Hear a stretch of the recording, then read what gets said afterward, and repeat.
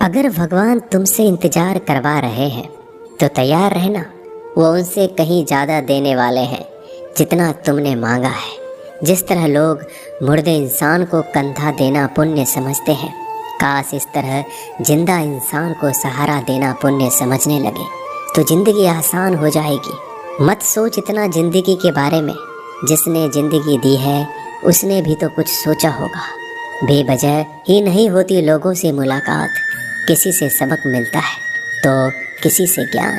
श्री कृष्ण कहते हैं, किसी को दुख देकर मुझसे अपने सुख की इच्छा मत करना। अगर तुम किसी को एक पल का भी सुख देते हो तो अपने दुख की चिंता कभी मत करना। जब दर्द और कर्बी बोली दोनों सहन होने लगे तो समझ लेना जीना आ गया है। कौन क्या कर रहा है, कैसे कर रहा है, क्यों कर रहा है, इन सब से आप जितना दूर रहेंगे उतना ही खुश रहेंगे। हंसते रहो तो दुनिया साथ है, वरना आंसुओं को तो आँखों में भी जगह नहीं मिलती। जीवन में जो होता है वह किसी वजह से होता है। या तो वह आपको कुछ बनाकर जाता है या फिर कुछ सिखाकर।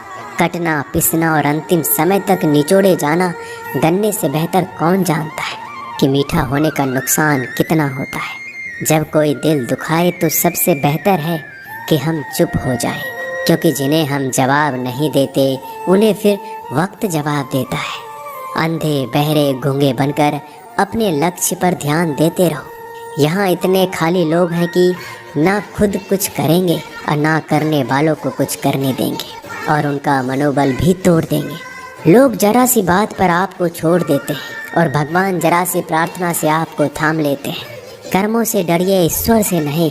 ईश्वर तो माफ़ कर देता है मगर कर्म नहीं। यह अटल सत्य है कि जैसे बछड़ा 100 गायों में अपनी माँ को ढूंढ लेता है, उसी प्रकार कर्म अपने कर्ता को आज नहीं तो कल ढूंढ ही लेता है। नीयत साफ और मकसद सही हो तो यकीनन किसी न किसी रूप में ईश्वर भी आपकी मदद करते हैं। ज़िंदगी में जितना शांत रहोगे अपने आप को उतना ही मजबूत पाओगे, क्योंकि लोहा ठंडा होने पर मजबूत होता है। गरीब रहोगे कोई ध्यान नहीं देता। मेहनत करोगे तो सब हंसेंगे, लेकिन जब कामयाब हो जाओगे तो सब जलेंगे। जिंदगी वो हिसाब है जिसे पीछे जाकर सही नहीं किया जा सकता। इसलिए आज में सुधार करें और पुरानी बातों को अनुभव की तरह इस्तेमाल करें।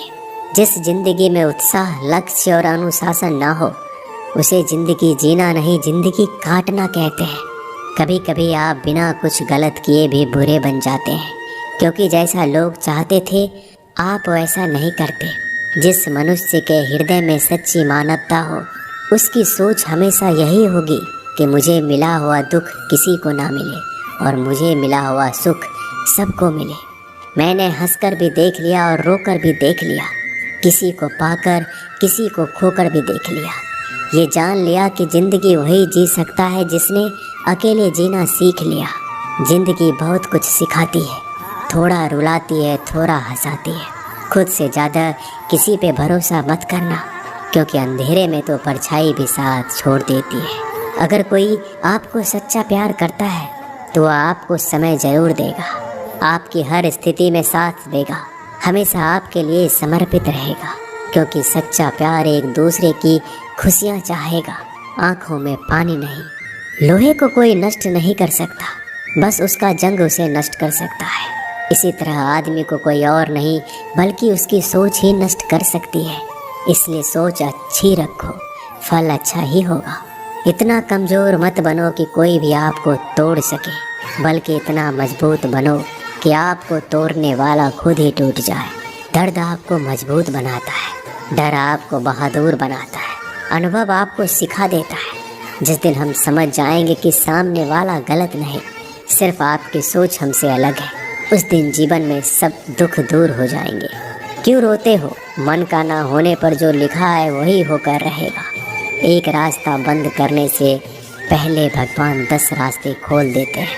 गर्मी के मौसम में पत्ते सूखने के बाद भी पंछी घोंसला नहीं छोड़ते, क्योंकि वो जानते हैं फिर से बरसात आएगी और पेड़ पर नए पत्ते आएंगे। जो हुआ उसे भूलकर नई शुरुआत करो और याद रखो, जिसका कोई नहीं होता उसका भगवान होता है।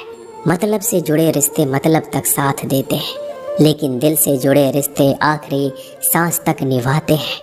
अच्छा काम करते रहो, चाहे कोई सम्मान करे या ना करे, क्योंकि सूर्योदय तब भी होता है जब करोड़ों लोग सोए रहते हैं। दुनिया में हर एक काम आसान है, केवल अंदर से आवाज़ आनी चाहिए। हमेशा मेहनत और उस परमात्मा पर विश्वास रखना इस सफलता का सूत्र है। जीवन में सबसे बड़ी गलती वो है जिस गलती से हम कुछ सीख नहीं पाते।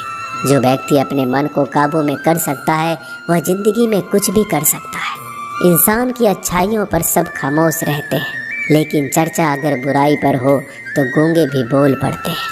श्री कृष्ण कहते हैं, तुम्हारे बीते हुए कल को तो मैं ठीक नहीं कर सकता, क्योंकि तुम वर्तमान में अगर अच्छा कर्म करोगे तो मैं तुम्हारा आने वाला कल जरूर उजागर करूँगा।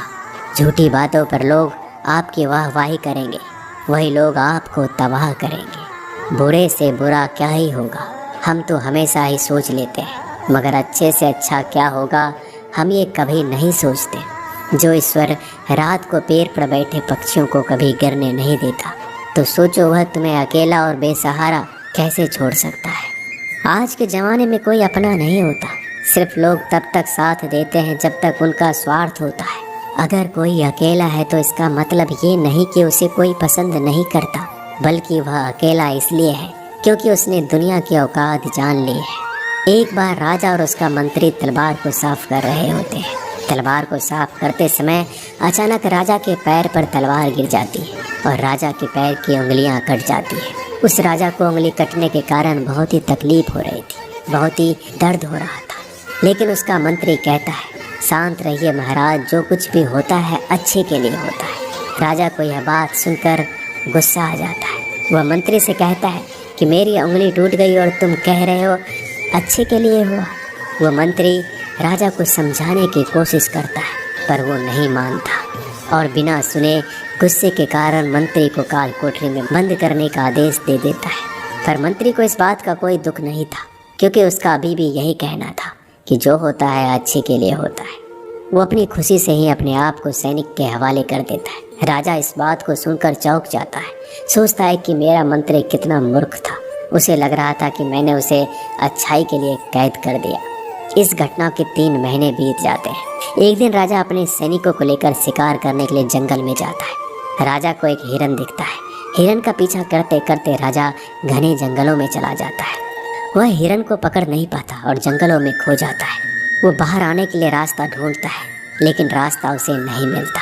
तभी कुछ आदिवासी लोग उसे घेर लेते हैं। उन लोगों को पता नहीं था कि वह राजा है। वो लोग अपने देवता को बलि चढ़ाने के लिए एक इंसान को ढूंढ रहे थे। आदिवासी लोग राजा को पकड़कर अपने इलाके में ले जाते हैं। राजा उनको बार बार समझाने की कोशिश करते हैं, लेकिन वो लोग कुछ भी नहीं समझ रहे थे।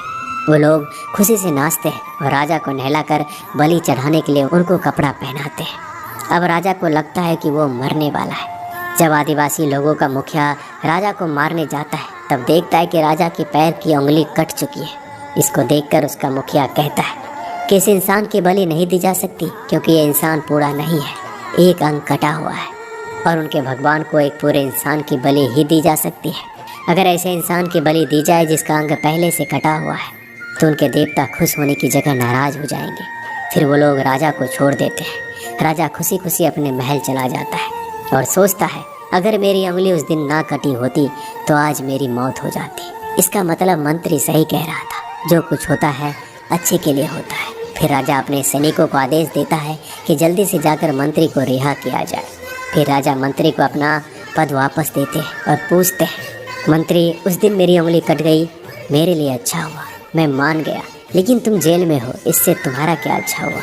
मंत्री खुशी खुशी राजा से कहता है, महाराज, आप शिकार के लिए जाते तो आपके साथ मुझे भी आना पड़ता, और अगर मैं आपके साथ जाता तो लोग मुझे मार देते। मंत्री की बात सुनकर राजा को समझ आता है कि जो भी हमारे जीवन में होता है वो अच्छे के लिए होता है। अगर हम अपने जीवन में देखें तो हमारे जीवन में भी कुछ मुश्किलें आती हैं, हम उनका सामना नहीं करते, हम उनको ही दोष देते हैं। ये मुश्किलें हमें आगे बढ़ाने और मजबूत कराने के लिए ही आती हैं। हमें हर मुश्किलों को सकारात्मक तरीके से देखना चाहिए, क्योंकि हर चीज़ कुछ ना कुछ सिखाकर ही जाती है। हर व्यक्ति के जीवन में सुख और दुख का आना जाना बना रहता है। दोस्तों, आशा करते हैं कि ये वीडियो आपको पसंद आई होगी।